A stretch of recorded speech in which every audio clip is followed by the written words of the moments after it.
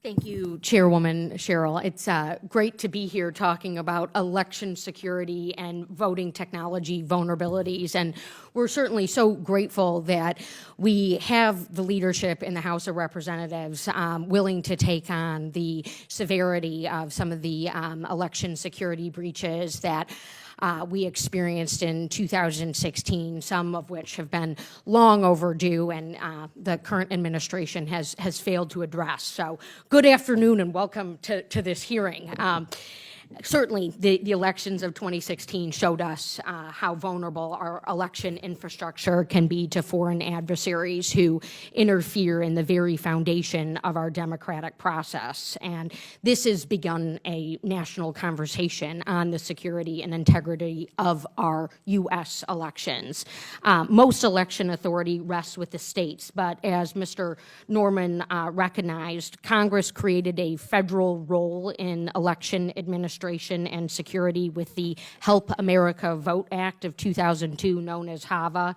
And under HAVA, the National Institute of Standards and Technologies, NIST, which the subcommittee that I have the privilege of chairing on research and tech has oversight over, NIST was tasked with providing technical assistance and research to inform the development of voluntary voting systems guidelines to be recommended to the Election Assistance Commission, the EAC. HAVA provided hundreds of millions of dollars to states to buy new voting equipment, but some of those old machines are still in use today, and states not being required to implement the voluntary voting system guidelines in the purchase of new voting machines were left with a gap. Only 38 states and the District of Columbia use some of the parts of the federal testing and certification program for purchasing new voting equipment. With more than 10,000 election jurisdictions in the United States, there is certainly no one-size-fits-all solution to election administration and security.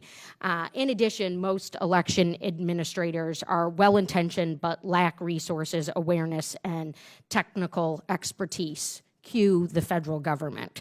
At the time of HAVA, voting technology was assumed to mean only the voting machine itself. Today, depending on the jurisdiction, a voter may be able to register online to vote and have their name and address confirmed through an internet-connected electronic poll book or e-poll book at their polling site, in addition to casting their vote on an electronic machine.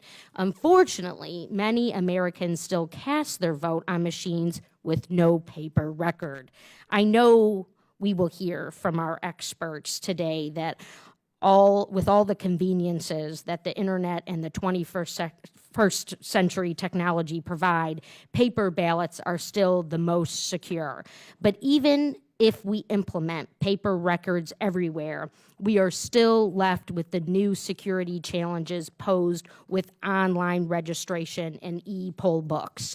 As a champion and a believer of 21st century technology, I am also still a champion for the analog skills that move us forward.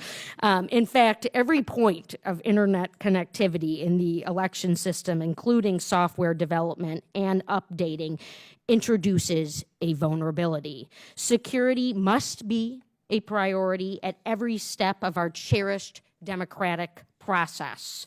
Free and fair elections are paramount. Last year, the National Academies issued a consensus study report titled Securing the Vote, Protecting American Democracy. This report included several recommendations for improving election security, including the need for national standards for e-poll books, voter registration databases, ballot handling procedures, and audits.